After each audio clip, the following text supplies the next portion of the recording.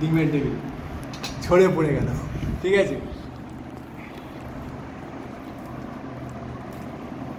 মানে একটা আল্ট্রা লেভেলের টেস্ট, যেই টেস্টটা শ্যাম্পুর থানায় কেউ দিতে পারে না। এরকম একটা ফ্রেশ ডিম আছে কিন্তু অন্যতম ডিমের রাইস প্রত্যেকবারের মতোই, ঠিক আছে। এবারে কিন্তু বিরিয়ানি চলে এসেছে। আর রাইসের কোয়ালিটিটা তোমাদেরকে প্রথমে দেখে দিই। এরকম কিন্তু লং গ্রেন একদম ফ্রেশ রাইস আছে, মানে একটাও কিন্তু রাইস ভাঙেনি। শুধু রাইসটা একটু হালকা করে ট্রাই করা যাক, চলো। এই হচ্ছে বাইট,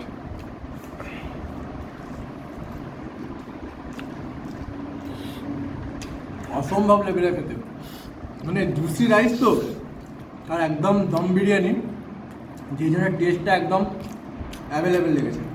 আর আলুটা দেখে, আলুর সাইজ এই হচ্ছে আলু,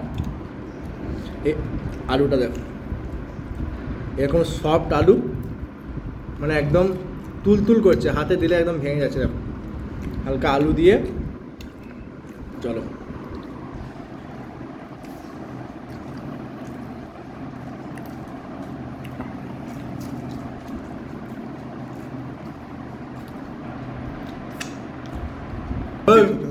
তো গাইস এবার চিকেনের কোয়ালিটি দেখবো। দেখো এরকম 180 গ্রামের চিকেন আছে,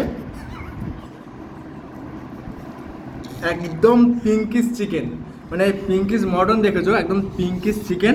আর মুখে দেওয়া যাক, চলো। মানে মুখে দেওয়ার সাথে সাথে পুরো মেল্ট হয়ে যাচ্ছে, মানে বিরিয়ানির যে মশলাটা পুরো ফ্লেভারটাই কিন্তু আলু আর চিকেনের ভেতরে ভালো করে ঢোকার জন্যে টেস্টটা কিন্তু ভালো ব্যালেন্স হয়েছে। একটা সব কিছু নিয়ে একটা রাজকীয় বাইট দেওয়া যাক, মানে ডিম টিম সব 5 মিশালি দিয়ে, চলো। চিকেন নিয়েছি এরকম ঝরে পড়া চিকেন, আলু, হালকা করে ডিম, ঠিক আছে।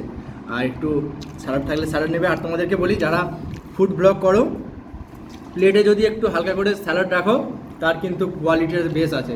কী এসে গেছে চলো, স্পেশাল স্যালাড চলেছে কিন্তু, মানে ফুডল্যান্ডের স্পেশাল স্যালাড। আর এদিকে আমার রাজকীয় বাইরের সাথে একটু স্যালাড নেব, ঠিক আছে। এই হচ্ছে দিয়ে সব কিছু নিয়ে একদম